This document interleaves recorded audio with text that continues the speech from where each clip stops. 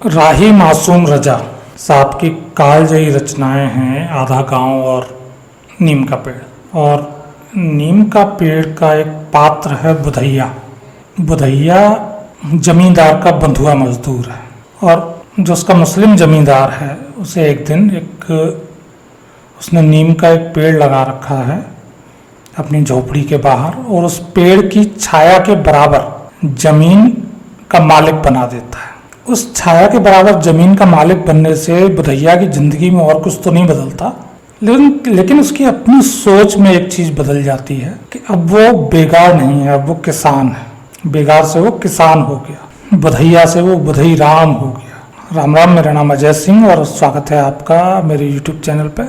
हिंदुस्तान में आज़ादी के बाद स्लेवरी लेबर या बंधुआ मजदूरी की प्रथा को ख़त्म कर दिया गया संविधान में कानून बना करके, लेकिन राजनीतिक बंधुआ मजदूरी वर्तमान में भी जारी है। इसका सबसे पुराना जो सबसे पहले बंधुआ मजदूर बने या बंधुआ वोटर बने वो था हिंदुस्तान का मुसलमान। जब देश आज़ाद हुआ था उस दौर की अगर बात की जाए तो जो देश का सिस्टम है उसमें वाइट कॉलर जॉब जो कही जाती हैं उन पे एक छत्र राज्य सिर्फ 3 समूहों का था। हिंदुओं में ब्राह्मण और कायस्थ और मुस्लिम। आपको सरकारी नौकरियों में फौज पुलिस के बाहर जो वर्दी वाली जॉब होती है उनके बाहर अगर बात की जाए तो किसी भी विभाग में किसी भी व्यक्ति के अपने अड़ोस पड़ोस में आप जानते हों, ठाकुर साहब हों, यादव जी हों या जाट हों या अन्य किसी जाति से हों, कुर्मी हों, उनके दादे परदादे आपको वाइट कॉलर जॉब में नहीं मिलेंगे ढूंढने से। हद यही है कि फौज पुलिस में मिल जाएंगे। और जो वाइट कॉलर जॉब है उस सिस्टम जिसे आज की डेट में हम लोग कह देते हैं, उस सिस्टम पे 3 जातियां हैं, 3 वर्ग कायम थे, काबिज थे। आप अपने आसपास तहसील वगैरह में जाइए और वहाँ जाके देखिए कि जो पीढ़ीगत वकील हैं, इनके 3 या 4 पीढ़ियों से 1950 के ज़माने से जिनके चैम्बर हैं, आपको उनमें एक भी इन 3 के बाहर आसानी से नहीं मिलेगा। लेकिन 1950 में संविधान लागू हुआ, चुनावी राजनीति शुरू हुई और यहाँ से शुरू हो गया मुसलमानों को वोट बैंक बनाने का खेल जो कांग्रेस ने किया और बाद में और पार्टियों ने भी इसे आगे बढ़ाया। सुधार की गुंजाइश नहीं रही इस समाज में। इसको आइडेंटिटी को लेके, इसको अलग पहचान को लेकर के जिस तरह से फंसाया गया या जो जालीदार टोपी इनके सर पर रखी गई, वो टोपी इन पे ऐसी काबिज हुई, टोपी तो महत्वपूर्ण हो गई और उसके नीचे का जो व्यक्ति था वो गौड़ हो गया, वो मामूली रह गया। वर्तमान स्थिति ये है कि हिंदुओं का जो सबसे गया बीता तबका है, जिसे दलित तबका कहते हैं, उससे भी बदतरीन हालत शिक्षा आदि के मामले में मुसलमानों, उसे रिलीजियस जो मैटर्स थे उनके उसमें इतना उलझा दिया गया, शिक्षा से कट गया, आपका सिस्टम से कट गया और बस वोट बैंक बन के रह गया और उसे बदले में मिल गई उसकी अलग पहचान। बाकी देश से हम अलग हैं, हम अल्पसंख्यक हैं, हमारी जड़ें तो अरब में हैं, हम इस देश का हिस्सा नहीं, इस समाज का सामान्य हिस्सा हम नहीं हैं, हमारी पहचान तो अलग है, हम बाकी सबसे जुदा हैं। उसके बाद फिर आगे का दौर आया और जनसंघ और उसके बाद भाजपा थोड़ा बढ़ना शुरू हुए तो इन्हें डराया जाने लगा उलझाने के लिए कि बस ये आए और तुम्हें खा जाएंगे, तुम्हारी पहचान छीन लेंगे, तुम्हें पकड़ पकड़ के ज़बरदस्ती हिंदू बना देंगे। और पहचान के भटकावे में आया मुसलमान। और तो एक चीज़ पॉजिटिव हुई उसके साथ कि हिंदू जो ब्लू कॉलर जॉब छोड़ते गए, जो कामों से हिंदू अपने हाथ खींचते गए, वो ये पकड़ते गए। अन्यथा आप अनुमान नहीं लगा सकते कि समाज का हाल कितना बदतरीन होता। आज जो भी वोट बैंक बनता है उसका 3 से 4 पीढ़ियों में ये हस्र होना तय है।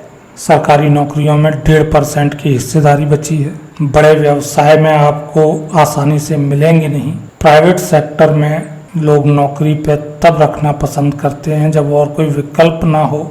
इसके आगे आप आएंगे तो जो सिस्टम है व्यापार का उसमें भी हाथ लगाने से पहले संकोच करते हैं। 50 किस्से आपने सुने होंगे, मकान किराए पे नहीं मिलता। और दूसरों की क्यों कहूँ, अगर कोई मुस्लिम मेरे यहाँ मकान किराए पे लेने के लिए आना चाहे मैं नहीं दूंगा। मैं एक अपने से अलग पहचान वाले व्यक्ति को क्यों दूंगा?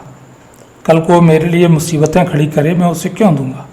क्योंकि अंदेशा तो है कि उसकी अलग पहचान ने उसे जो बना डाला है, आज उसने तमाम संदेह उत्पन्न किए हैं हमारे आपके सभी के मन में, तो हम उससे जगह नहीं दे पाएंगे।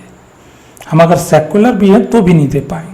जहां मुसलमान आज पहुंच गया है उससे सिर्फ 2 स्टेप पीछे है इस समय यूपी और बिहार का यादव, क्योंकि उनका वोट बैंक बनने का दौर 85-90 के बीच में शुरू हुआ। इससे पहले वो वोट बैंक बनने की प्रक्रिया में नहीं आए थे। इनको भी झुंझुना पकड़ा दिया गया अलग पहचान का। अरे के साहब, मुलायम लालू से पहले हमको कोई जानता था क्या? हमारी कोई पहचान थी क्या? जिनका हिंदुस्तान में शायद 2 ही जातियां हैं जिनका वैदिक युग के साहित्य से लेकर आज तक लिखित में वर्णन मिल जाएगा, लिखित में जिनके प्रमाण मिल जाएंगे, यादव और ब्राह्मण। अन्यथा जो वर्तमान में जाति और उपनाम यूज किए जा रहे हैं उनका आपको 1000-1200 साल पहले का जिक्र नहीं मिलेगा आसानी से। और वो कहते हैं कि हमारी पहचान मुलायम और लालू से शुरू हुई, जिनकी अपनी रियासतें थीं, जिनकी अपनी जागीरें थीं, जिनका एक पूरा व्यावसायिक वर्ग पशुपालन के पूरे व्यवसाय पर होल्ड था। वो कहते हैं हमारी पहचान नहीं है।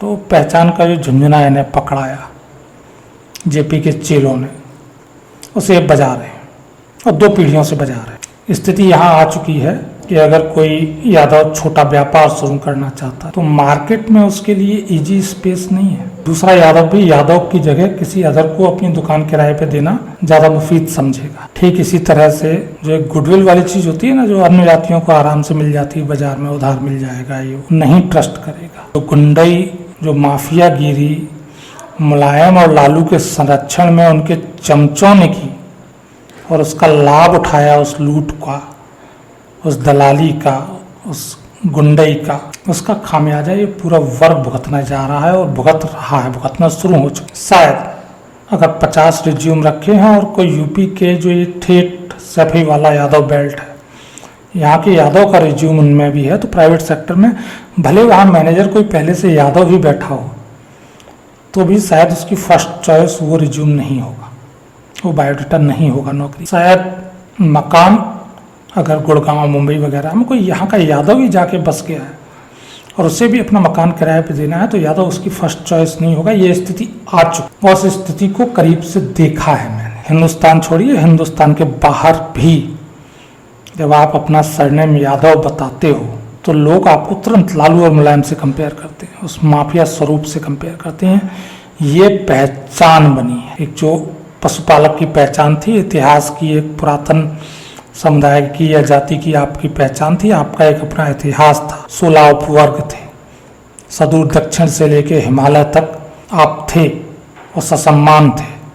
उसकी जगह आपको जो पहचान अब मिली है वो पहचान आपके लिए कितनी घातक होने जा रही है ये हर यादव सोच ले, समझ ले, गांठ बांध। और ये होने वाला है जब अगली एक पीढ़ी और गुजरेगी और ये जो स्लेवरी वोटर आप बने हो, बंधुआ वोटर आप बने हो, इसका प्रभाव और बढ़ेगा। आपकी स्थिति ठीक वही होगी जो आज मुसलमानों की। आसानी से कोई नौकरी पे नहीं रखेगा, आसानी से कोई मकान किराए पे नहीं देगा, आपके साथ कोई व्यापार करना नहीं चाहेगा, 2 रुपए महंगा प्रोडक्ट किसी और से खरीद लेगा, आपसे नहीं खरीदेगा। और ये होने जा रहा है और ये होगा। अगर एक वोट बैंक आप बने रहे तो बिल्कुल होगा।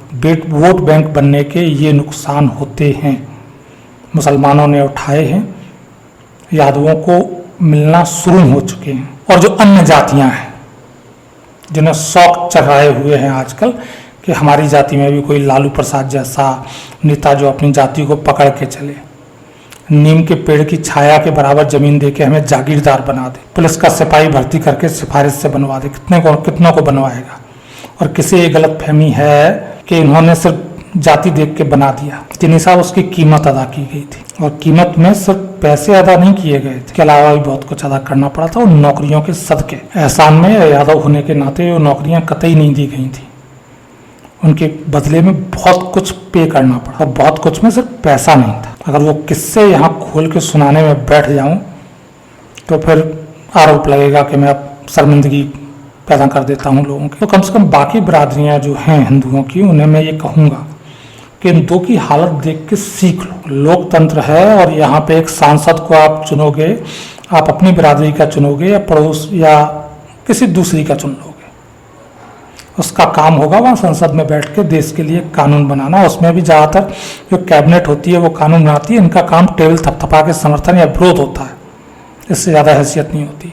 आपको जो अपना घर चलाने वाला मिडिल क्लास है, अपनी मेहनत से अपने व्यापार खड़े करता है, अपनी नौकरियां कर रहा है, कितने लोगों को पिछले 5 साल में अपने सांसद की जरूरत पड़ी होगी जाके मिलना पड़ा होगा सांसद से किसी काम को करवाने के लिए। आप अपराधी नहीं हैं कि थानों में आपको सिफारिश की जरूरत होगी। इन नेताओं की मेहनत का समाज है, अपनी मेहनत पे अपना घर चलाते हैं। नेताओं का काम संसद में बैठ के देश चलाना है।